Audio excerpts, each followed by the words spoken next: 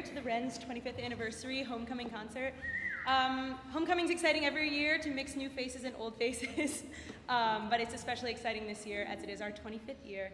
So to start off our concert, we're going to invite Suzanne Neely and Eric Plagg, I'm so bad at saying your name, Plagg, to come up, our wonderful founders who both are here today to say a few words about the beginning of Wren's. Woo!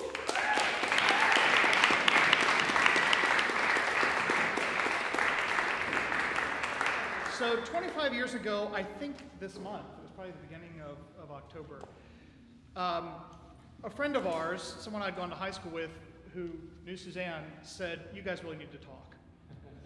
And there was a good reason then for why we needed to talk.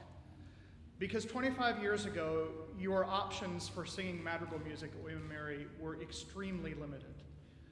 There was the William & Mary Choir, and if you were a woman, you had to sing for a year in the women's chorus before you could even audition for the choir.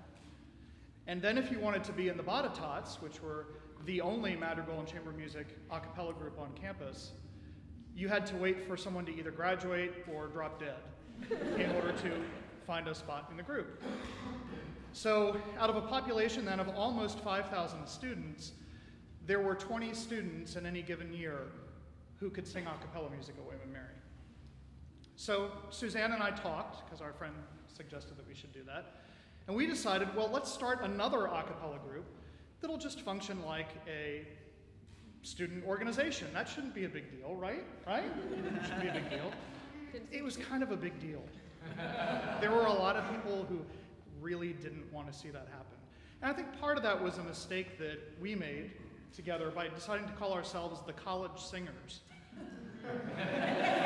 You know, just doesn't really go over well with the college when you decide to appropriate a name like that.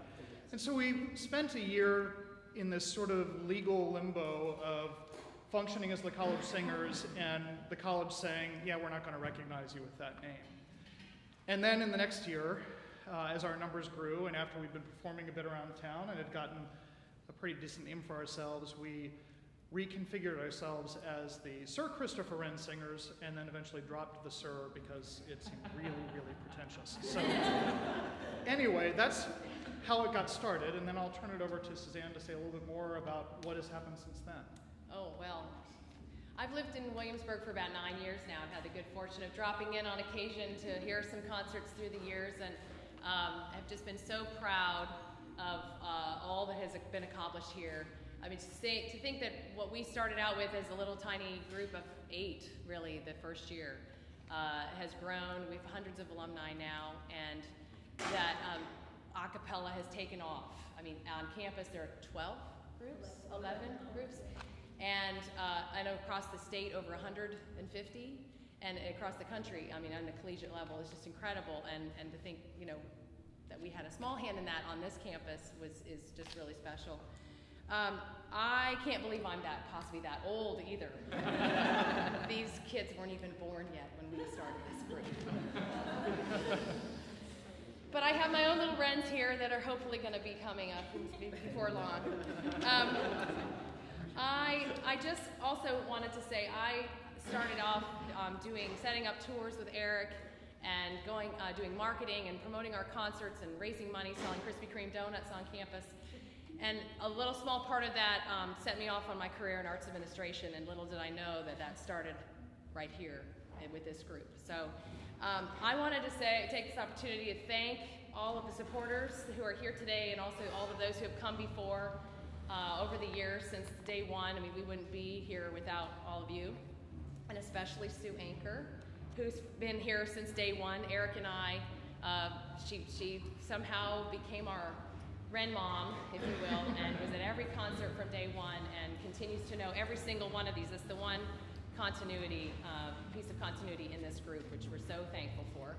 And I also want to thank all of you guys and all of the Wren alum who have helped to make the Wren Singers what they are today through doing what we love.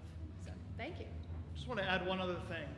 The great fear that Suzanne and I have whenever we're able to make, you get it easy, she's in town, so she can come back whenever she wants to hear the Wrens, but when you start something like this and you sneak back every once in a while to hear the new group, your great fear is that somehow it's not going to be as good. And no, but I say